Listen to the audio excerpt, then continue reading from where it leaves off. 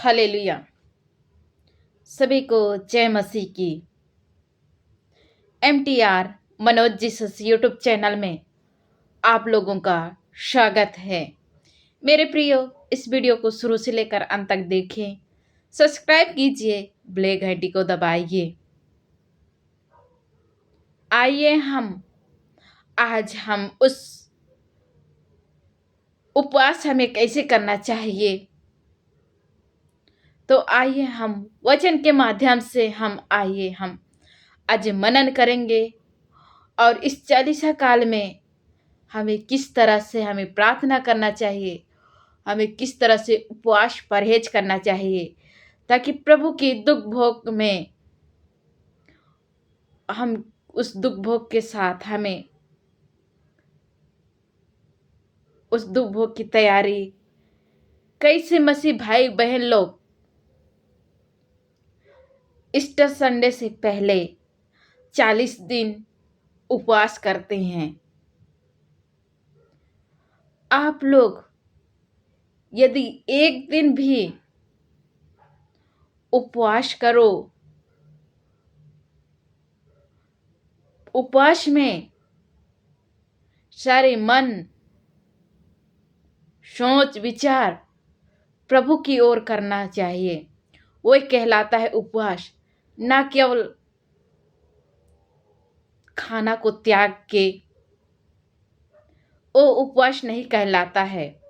उपवास वो कहलाता है जो प्रभु के साथ उसके वचन के अनुसार उस प्रभु की ओर मनन करके,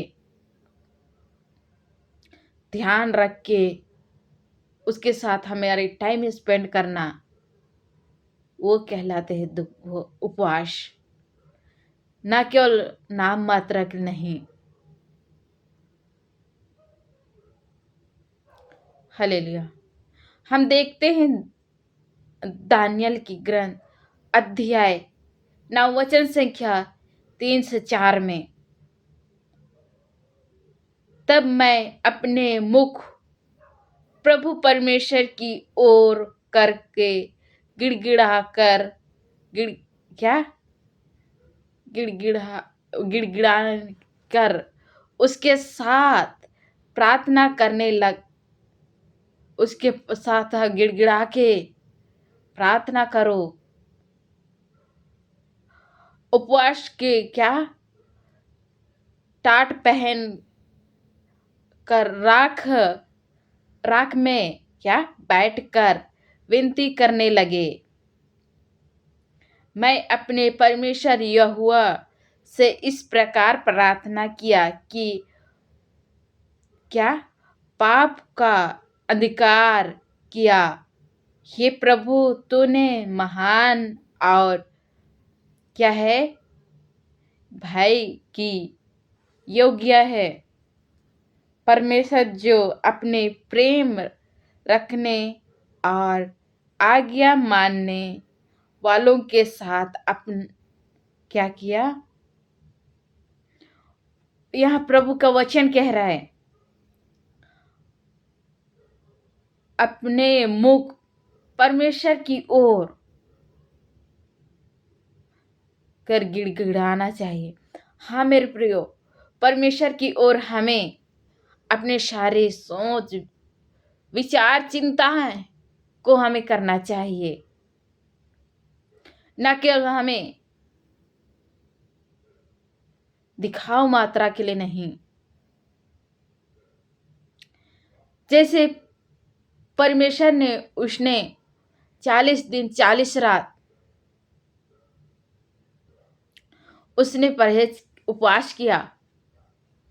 उस समय शैतान ने उस प्रभु यीशु की परीक्षा लिया। उसी प्रकार हमारे मन में भी, हमारी सोच में भी अनेक प्रकार की परीक्षा होगी। उसमें हमें नहीं डगमगाएं। प्रभु यीशु को भी शैतान ने कई बार उसने प्रभु से परीक्षा ली, लेकिन प्रभु ने उसकी आज्ञा नहीं माना। हालेलुया। जो अपने प्रेम रखने वाले और आज्ञा मानने वाले के साथ अपने वंचित पूरा करता है और करुणा करता है। वो परमेश्वर वाचा को पूरा करता है। जो परमेश्वर से प्रेम और उसकी आज्ञा मानने वालों के साथ अपने वाचा को पूरा करता है। हालेलुया। शैतान नहीं चाहता कि आप इस वचन को सुने, क्योंकि यह वचन आपके जीवन को क्या कर देता है? बदल देता है। इस प्रभु यीशु का आज्ञा के अनुसार चलने से हमारे जीवन की हरेक दुख तकलीफ हमें उस प्रभु यीशु की वचन हमारे सोच को बदल देता है। न केवल हम नहीं, पर प्रभु यीशु का इस पवित्र वचन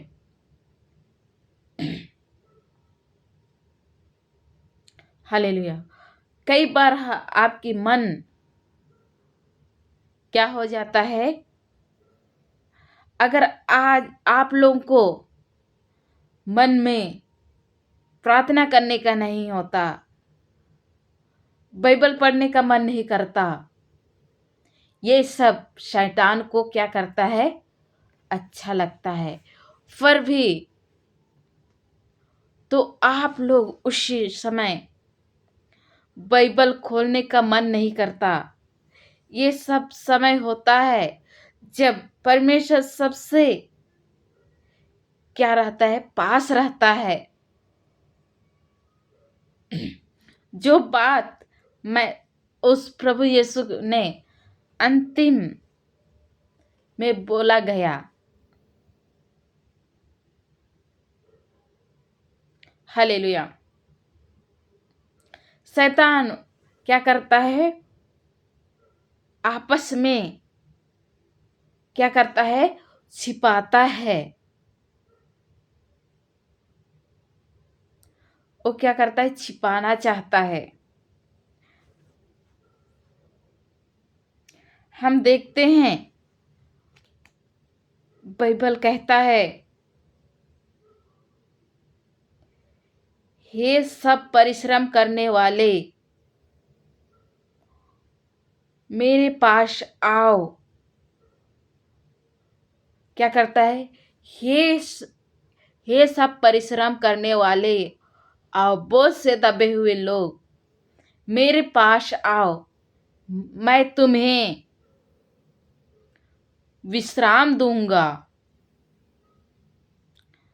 हम देखते हैं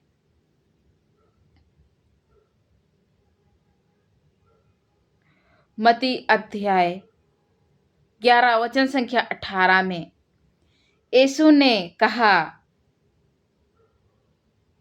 नहीं, जब मन वह क्या?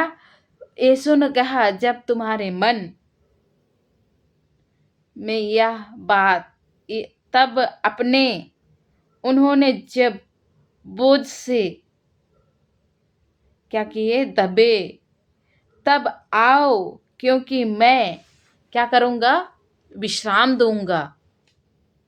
उस प्रभु यीशु ने क्या कहता है? तुम बोझ से दबे हो, तुम मेरे पास आओ, मैं तुम्हें क्या दूंगा? विश्राम दूंगा।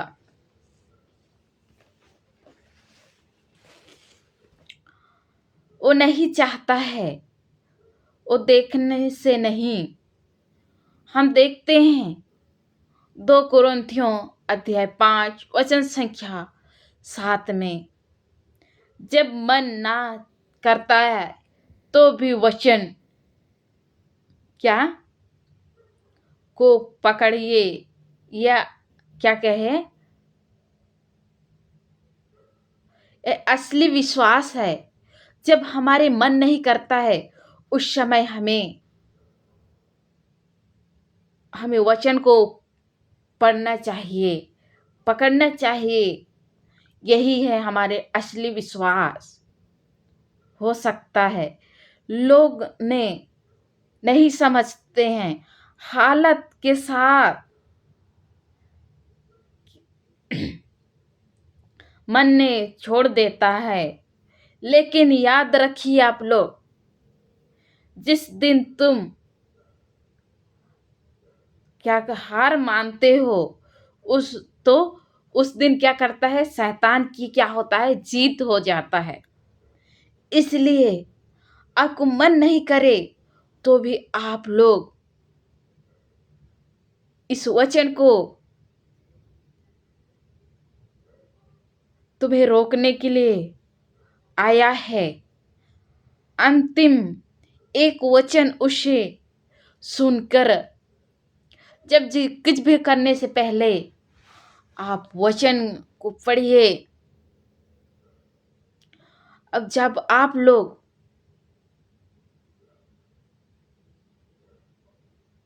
उपवास करते हो तो जैसे प्रभु की आज्ञा है उसी के अनुसार कीजिए, ना केवल दिखावा मात्रा।